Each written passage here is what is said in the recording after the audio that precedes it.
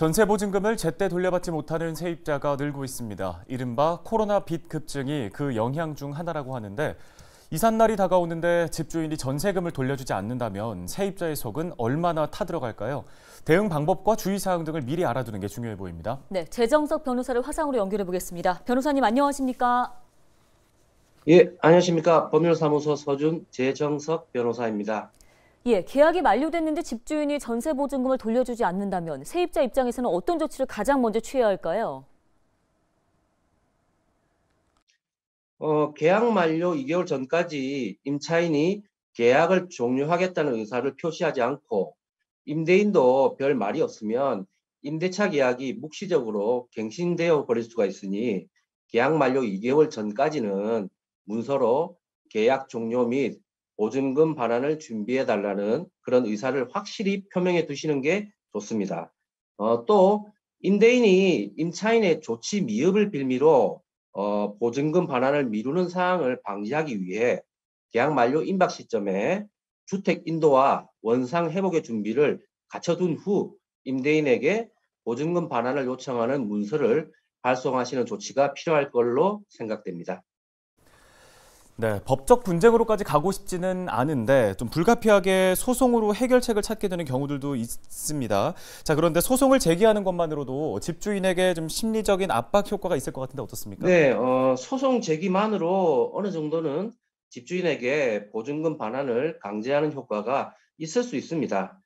한편 보증금 반환 소송에 있어서 임대인의 대답은 대체로 정해져 있다고 보시면 될 것 같은데, 예컨대 임차인이 주택 인도 또는 원상 회복을 해주기 전까지는 보증금을 반환할 수 없다, 또는 미지급 차임이나 기타 임차인의 주택 파손에 따른 손해배상 금액을 공제한 돈을 지급해주겠다는 등의 사유를 주장하는 경우가 많습니다.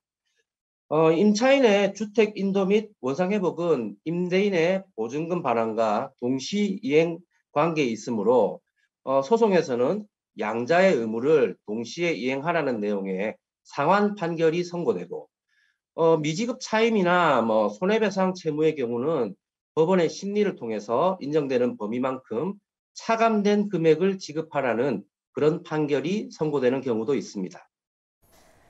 예, 그렇다면 이 같은 사고를 이제 막기 위한 방안이 중요해 보이는데 전세금 반환 보증보험에 가입을 하면 좀 도움이 될까요? 네, 소정의 보험 수수료를 부담할 여력이 있다면 적절한 대비책이 될 수 있다고 생각합니다.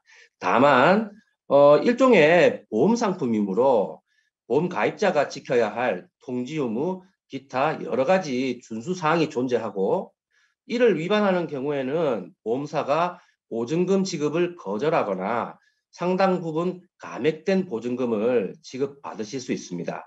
따라서 가입 시 약관 내용을 꼼꼼히 살피시어 가입자가 지켜야 할 준수사항을 사전에 확실히 숙지하신 후 숙지해 두시는 편이 좋겠습니다. 네, 또 때로는 이 보증금을 돌려받지 못했는데 새 집으로 이사를 해야 하는 경우도 있습니다. 이럴 때 필요한 조치들은 뭐가 있을까요? 네, 보증금을 지급받지 못한 상황에서 새로이 이사를 가신다 하더라도 임대인에 대한 보증금 반환 청구권 자체가 소멸되는 것은 아닙니다. 그러나 아무 조치 없이 이사부터 먼저 하시는 경우에는 주택임대차 보호법에 따른 임차인의 대항력과 우선 변제권이 소멸되므로 대항력과 우선 변제권을 이사 후에도 유지하기 위해서 먼저 관할 법원에 임차권 등기 명령을 신청하시어 임차권 등기를 먼저 받아두시는 방안을 권해드립니다. 네, 잘 들었습니다. 오늘 관련 도움 말씀은 여기까지 듣겠습니다. 재정석 변호사였습니다.